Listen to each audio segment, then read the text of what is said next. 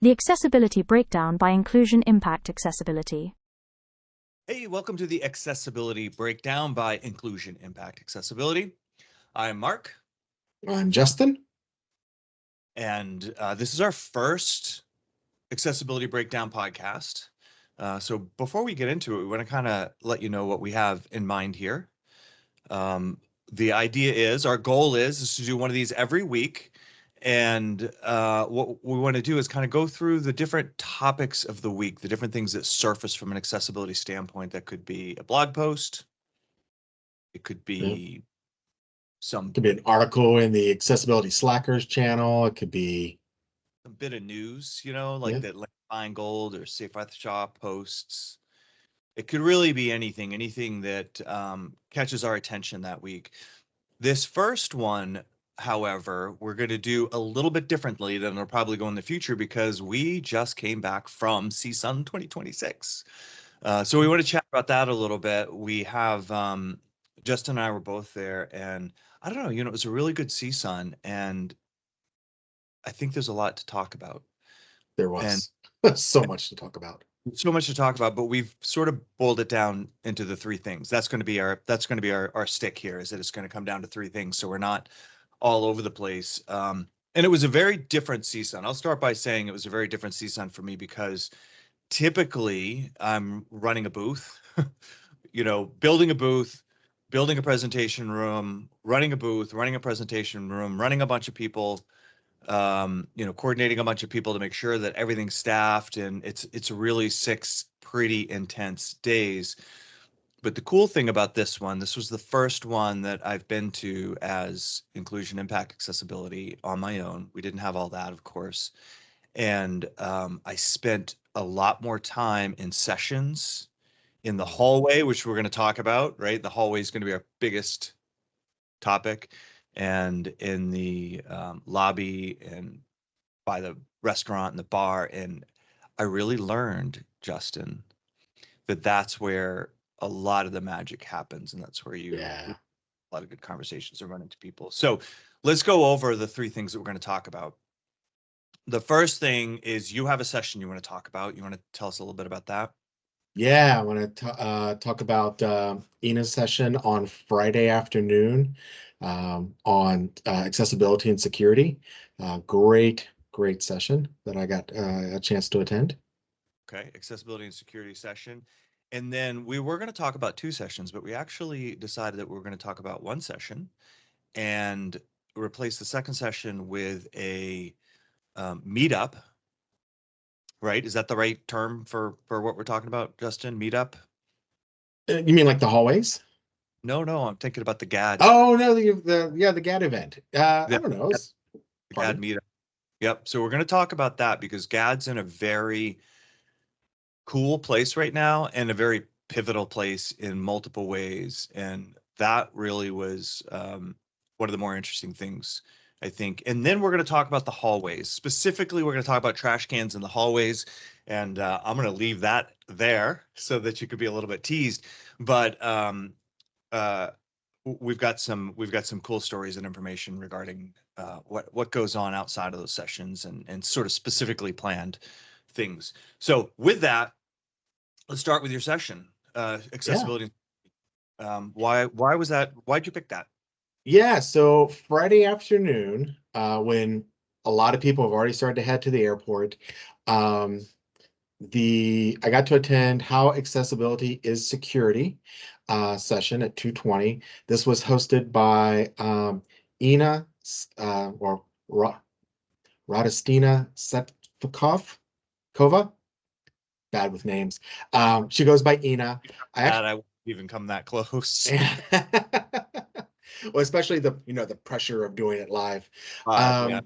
But she works for the Norwegian Dictatorate of Labor and Welfare, and she was giving this talk. It was originally supposed to be her and Juanita Flesses, who were going to be giving this talk, but Juanita had something come up and had to run. But the talk itself was really fascinating because what they did was, in security circles, there's different languages and things that are used to describe how your different approaches to security. And they targeted one specific one called the CIA, not the Central Intelligence Agency, but CIA is an acronym for confidentiality, integrity, and availability. And when you're looking at security, these are three areas that you should be comparing your processes to. Okay, so let's pause there. Confidentiality, Yep, integrity, integrity, and value? availability. Availability. C O Yes. A. Yeah. Value starts with V for anybody who doesn't know, so it wouldn't be value. Availability. Confidentiality, integrity, and availability. Got it. Yep. Okay. And then they mapped these. The whole point of the talk was to then kind of give everyone kind of a primer on what these values mean.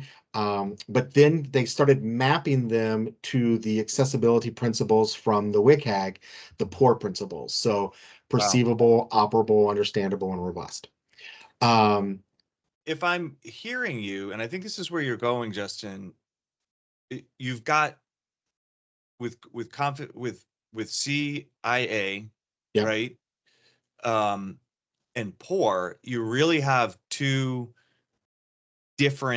completely different concepts. One says, hey, watch out how much data and information you let go. And the other one says, make sure everybody can perceive your data and information. So on the surface, they're a little conflicting. Well, yes and no. They're not, I wouldn't say they're necessarily conflicting. But they're two different ways of approaching something that is very important to a lot of different people. Security, we have in this day and age, we have to be secure. We have to build things that are secure, keep people's information confidential. We want to limit the access to information, that sort of way. But the same way, we have to make it so that anyone who is going to be accessing bank information, well, at this day and age, your data can be used for anything. So, but you've got to make sure that it's accessible to everyone, that you're not blocked from being able to access your account by a CAPTCHA or overly stringent security requirements. It just seems like if you put both of those things in a sandbox together, they wouldn't quite know how to play together right away anyways. And CAPTCHA I think that's what a lot of people think too. Yeah. Yeah. And I think CAPTCHA's the easy example, right? It's the example that my mom could understand because CAPTCHA, we know in accessibility immediately caused an issue because CAPTCHA's designed to say, hey, let's make sure this person is a human and not a robot. So we're going to put these restrictions in place that in air quotes only a human could get past. Well, if the human could, has all five senses working well, at least in the early days of CAPTCHA, that was fine. So right there, you had this conflict between the security that CAPTCHA was trying to create, very basic, I know, for this discussion, Yeah. and accessibility because certain people who, if you're using a screen reader and you didn't have sight, you couldn't find all the tiles that were a bicycle or whatever the case was. So That's my favorite one. Yeah. that was my favorite. Or stop. And then it would have there would be the littlest corner of the stoplight that would be on a tile. And you're like, do I include that tile or not? Is it actually in there? Yeah, So I don't know. yeah. I don't know how easy it was for people who could see the CAPTCHA. Oh yeah, definitely. I definitely failed CAPTCHAs unintentionally before. But yeah, what was really cool about this though was what they started to do was try to lay out a framework of where overlapping for each of the CIA acronyms. So for confidentiality, they said for confidentiality, this is how in order to accomplish confidentiality then you have to, here's how you would make it perceivable. Here's how you make it operable. Here's how you make it understandable. Here's how you make it robust. And then for each of the others, they kind of went through that. Basically, what they kind of started to establish was sort of like a Rosetta Stone for the accessibility industry and the security industry to begin having a conversation about how they can kind of come together and start talking about the inclusion of one within the other. It's kind of like the rules of engagement for both of them being in the sandbox. Yeah. to get. Yeah. And I like the Rosetta Stone analogy too, because it sort of says like, how do these two seemingly different languages actually fit in the same Yeah. language? Yeah, And they can talk, they can coexist, and they do have some overlap. So yeah, it was a fascinating topic, and there were some good questions and stuff. did it just sort of lay this problem out and kind of suggest these rules of engagement, or did they actually talk about how to then solve it? No, there was no necessary solution. Ina, when she was giving her talk, definitely was kind of like, this is kind of our framework for beginning these conversations. She's starting to try to speak at other like security type conferences. I did go up to her afterwards and was like, this seems like a great OWASP project of trying to OWASP? OWASP. Oh gosh, it's Monday morning and it's an acronym. Hold on. You can't roll these things off your tongue and expect me not to ask you what they mean. Right. The Open Web Application Security Project. Okay. And I wanted to make sure I got it right. I remember most of it, but I couldn't remember what the O was. But what OWASP has been around for many, many years. It's a nonprofit foundation. But what it is it's a and kind of similar to the way the W3C works. OWASP is a nonprofit. They are out there trying to evangelize good security practices, and they have a lot of projects and things that they do. They do custom trainings and events and all sorts of really interesting things to try to get software development community thinking more about application security. So the idea is here's an issue we see that we think needs some attention. Mm-hmm. And security need to probably figure out how to play a little nicer together. And here's a framework that you can start to use to think about it. And Juanita and Ina.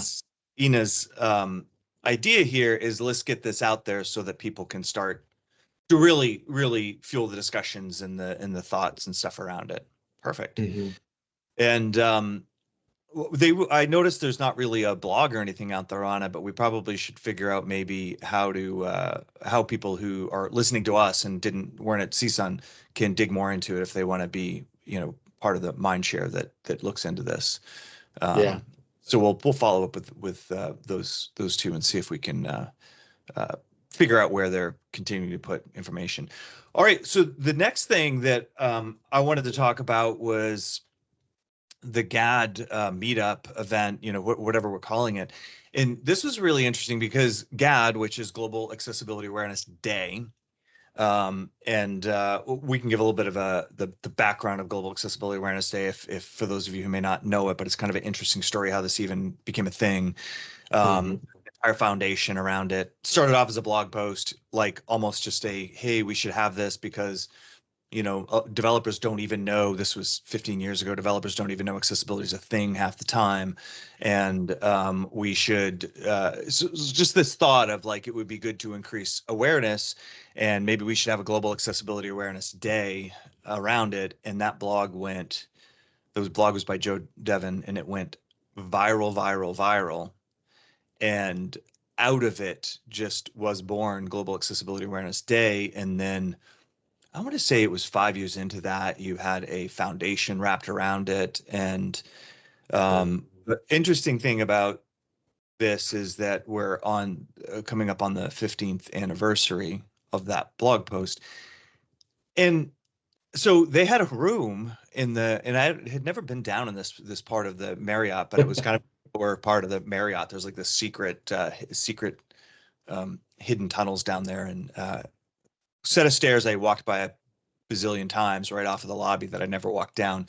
And it wasn't a very big room. And I don't think that they're very, the GAAD is and Joe and the people that have involved in it, they're very humble people that do what they do because they believe in it.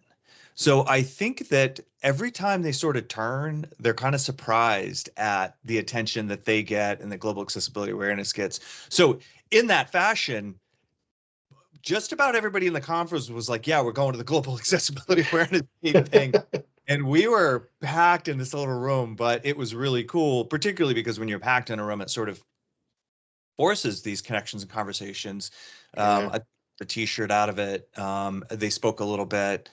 And you know, the cool things for me were that it's the 15th anniversary. They're going to make a big deal out of it, and they're going to have they're going to celebrate on GAAD Day, which is May 21st.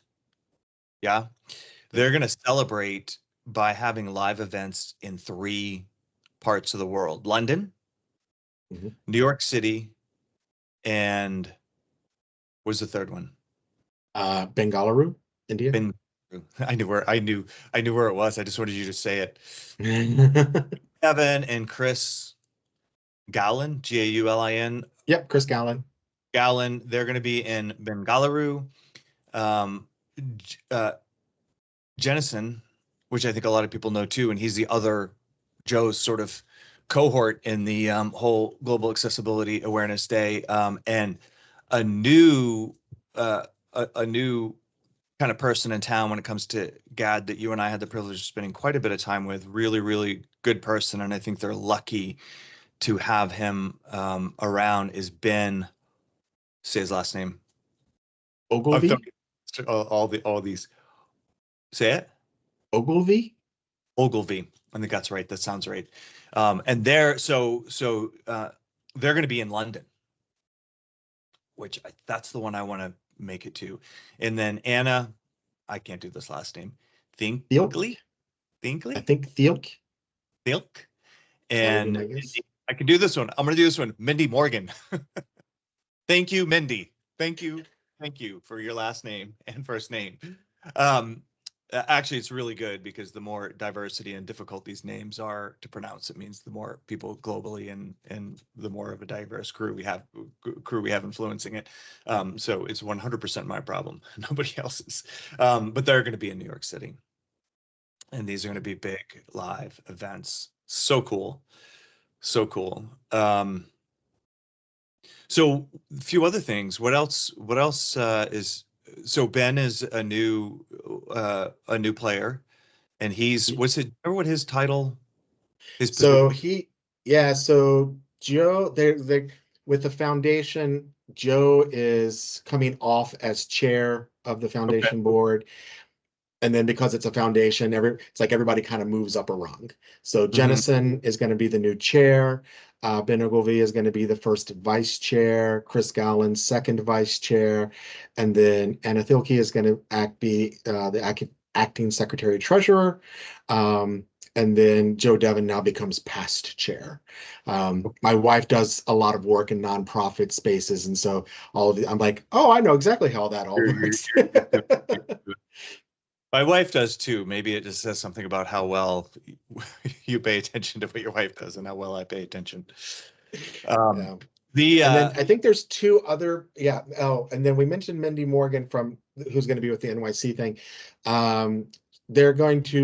Mindy Morgan is going to move into an emeritus. Never remember where to put the stress on the wrong syllable. She's going to be the emeritus board member, and then Elizabeth Barron is going to be an at-large board member, so helping out there, which is pretty cool. Nice. Yeah. So that's not very far away because May 2nd, as we said, is Global Accessibility Awareness Day. So start paying attention now, start making plans now.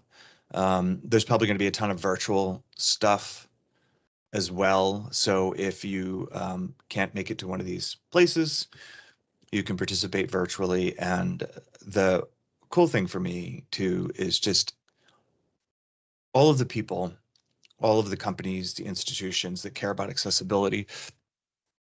This is an exciting time for them. So everybody usually does things around it. So keep an eye on LinkedIn and those kind of things, and just see what your favorite thought leaders and so on and so forth, what they're doing, what they're attending, what they're saying about it. And there should be some really cool stuff coming up. Anything else we need to cover about GAAD before we move on? No. I will say that it was the room that they had us in at the Marriott for the GAAD mixer meetup, it was small. It was like a house party. I mean, it just It's shoved in the corner somewhere. yeah, but it was good. And so many, I mean, it was one of those places where you kind of go in and you're like, hey, I haven't seen you. And so it was like it was like Tuesday. And so, yeah, it was a great place to kind of go and just kind of like run into all sorts of people. Yeah, and it did have that vibe of like we snuck away somewhere and it was the happening place to be. Yeah. That definitely had that vibe because it was just away from the rest of the hubbub enough. And it was kind of like you felt like you're part of an exclusive club until you looked around and you're like, it's not that exclusive. Everybody's here. Everybody's here.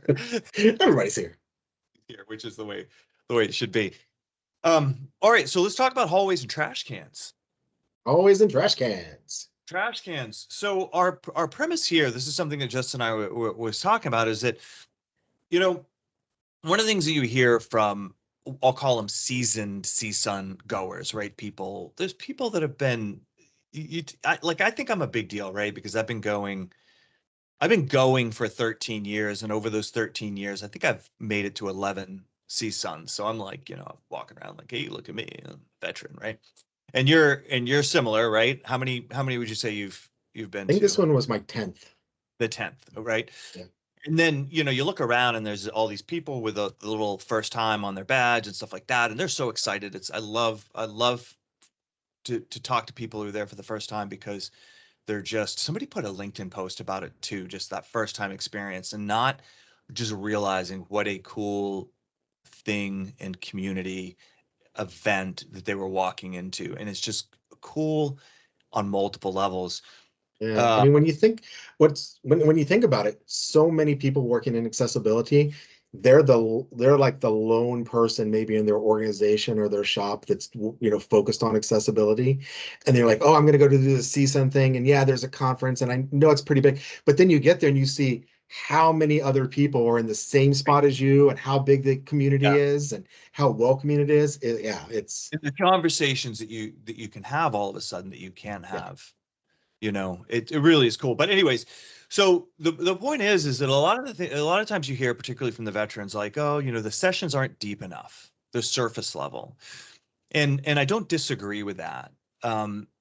But I think when you have all these newer folks rolling in, you can only go so deep. Now, maybe you could have a session or two, and I think there probably is a session or two that digs a little deeper.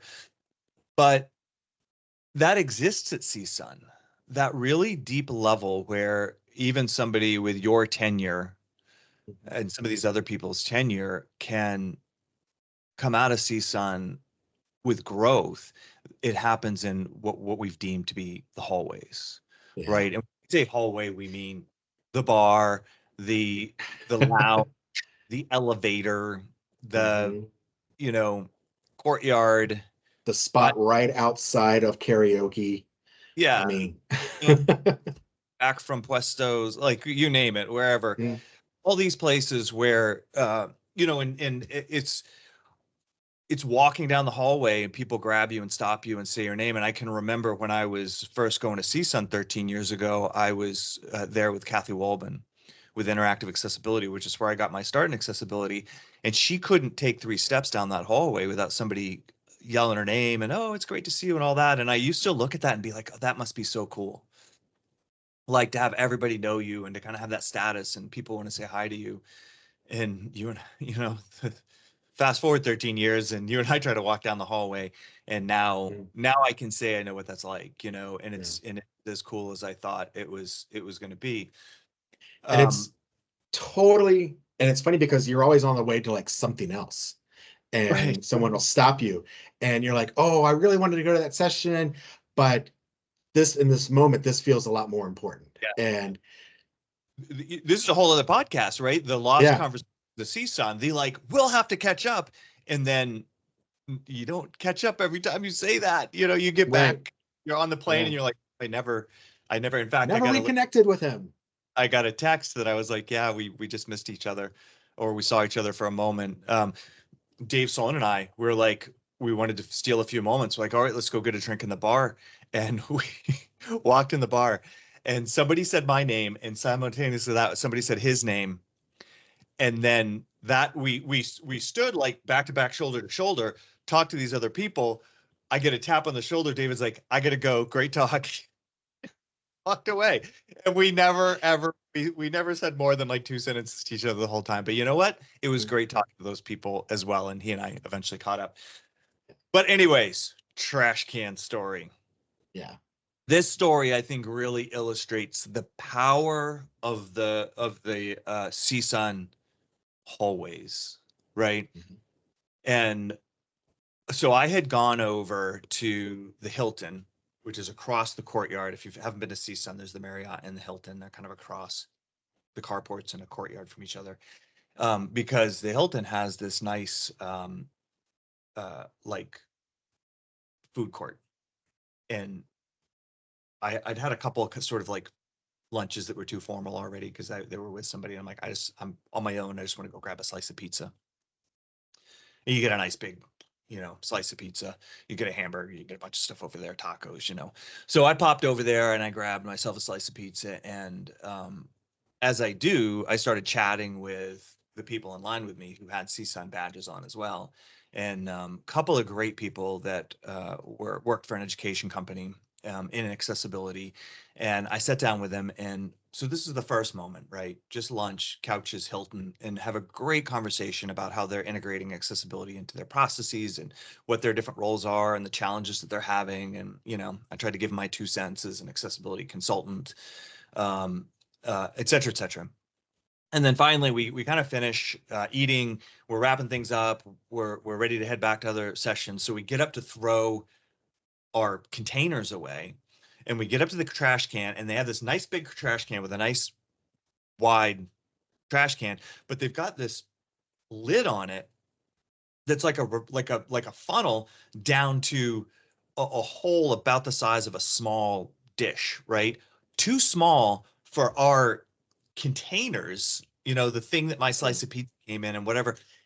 I think they actually got a whole pizza that they split, maybe even in a couple of salads. And we're like, who designed this?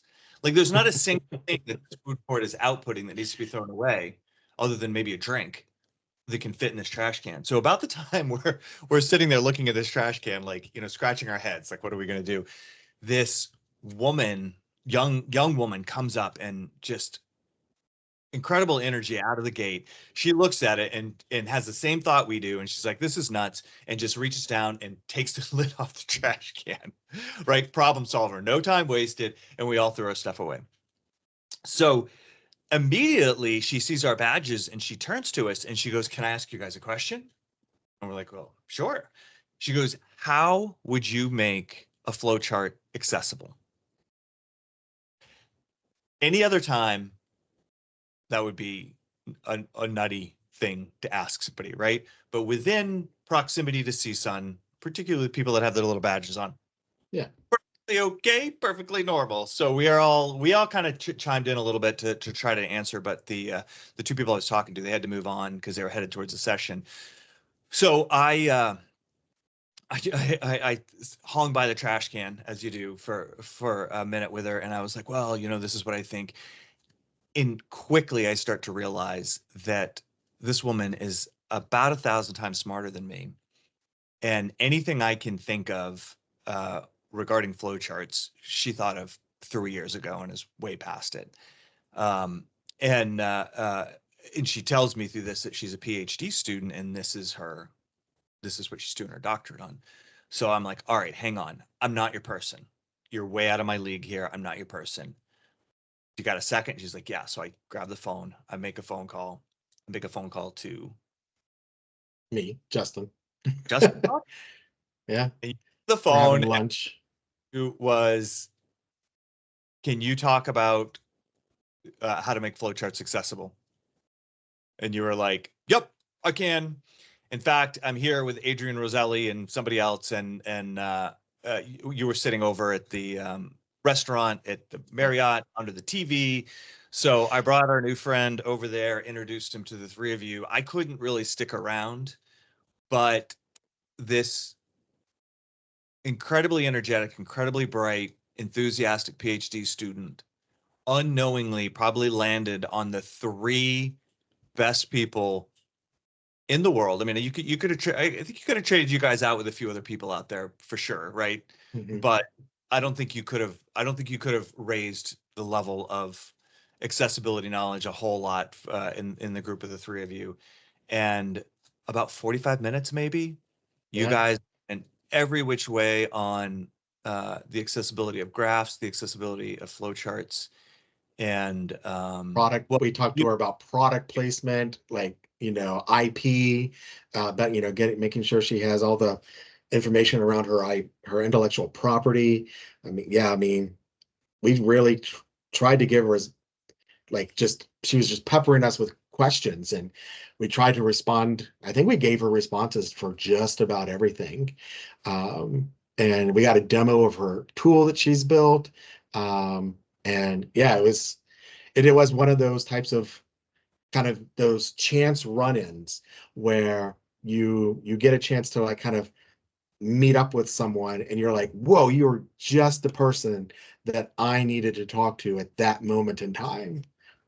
and if you think about that, there's not even a way that you could have really probably got to where all of you got to with a session. You certainly Mm. could have set, she could come back and do a session on the accessibility of flowcharts or whatever, but it Mhm. would be the same. So the point being, there's just incredible value, and this was just a real underscoring of how incredible that value. And we could have picked from a bunch of stories, but I think this one, because it started by a trash can. All good things start by a trash can. Yeah. That's right. No, and because I think that she was particularly an impressive person, and I think we all left with the impression, because she wants to be in government, making Yeah. in an accessibility capacity in government, making sure that policy and all sorts of stuff. I mean, I don't even know if I can explain it well enough. And the thought I had was, well, if anybody can do it, it's this woman. She's got the intelligence, she's got the drive, she's got the personality. I mean, that was the cool thing about it, is it wasn't like she was just um, enthusiastic and easy to talk to and having a good time with it all and all Mhm. that. Definitely has the personality to make those connections that I think are necessary from that standpoint. And so one day, you and I, maybe when we're retired from accessibility and we're drinking our tea and with a walker right next to T. us, tea, yeah, Air quotes. air quotes. Um, well, this person's going to be on TV, on the news or on something, or um, that's my feeling. Anyways, really cool, and I think you just cannot discount the value of being in that incredible think tank with all those incredible people. I always think in my 13 years I don't have a whole lot to learn, and I think when I come back from CSUN every year I learn so much Yeah. that it puts me back in my place, and I leave with that perspective of, like, as much as I've been around, as much as I've accumulated over the years, there's so much more, Yeah. so much, you know. And it's I always feel like there's, with working day to day in accessibility, and, like, sometimes you have to fight with devs, sometimes you have to fight with project managers, sometimes you have to, try to get funding for whatever it is that you're trying to do. You spend a lot of time, a lot of effort hearing no, or not right now, or having it pushed to the back. And CSUN can become that shot in the arm that you need, that kind of re-energizes you and says, oh no, Yeah, I'm on the right career path. This is the more right way right I want to go. people that are going to help pull this along with me. Yeah. Yeah, yeah, yeah. Here's, you find your people, and you find a good community, and then you and for the most part, most people come back year after year. And Yeah. so you see the same person that you had lunch with the year before, you can have lunch with again, and, commiserate over either how great or how poorly the last year went, and, prop each other up and reconnect. I introduced you to Sam Donnelly. Hopefully I'm Yeah. remembering his name. Who he and a guy, a longtime accessibility guy from London, Grant. I don't know if I could pull Grant's last name out of my off the top of my head. they created something called Labrador, which is a manual only auditing platform, right? They wanted kind of a quiet platform that didn't insist on coupling itself with automation, and that enabled organization, particularly for those folks who are auditing and putting something in a spreadsheet. So it's sort of, it's quiet and organized is probably the way that I would describe it. But anyways, he was telling me like, this is his vacation. He's like, I just look at this like vacation. And I'm like, I bet you a lot of accessibility people kind of put this on par with the vacations they have, and it was a perfect way to think about it. And he's like, yeah, Mhm. the first places vacation funds go is to make sure he makes it to CSUN. And he's, I think, one of those people that is looking for the conversation at the bar. That's Mhm. he's wired into the blind skateboard community. And he was telling me stories about meeting those people in the bar. And that's it, man. Wait, the blind skateboard community? Was Oh, that you the don't? bar? Yeah, I missed that. well, there's a whole community of people who are blind that Well, I know skate. that, but I didn't realize that they were A, attending CSUN, or B, at the bar. So I wish I wish Hey, I had, he that would text, have been a cool, that would have been a cool group to get to know. son, he texted me and said, I'm with, I can't remember who it was, one of the blind skateboarders. He's like, do you want to meet him? I'm like, yeah. And then whatever happened, that never happened. But I don't know that every blind skateboarder that has ever existed shows up to CSUN, but some of them do. Hey, Yeah. yeah. Skateboarder CSUNers too. There's a sticker, skateboarders are CSUNers too.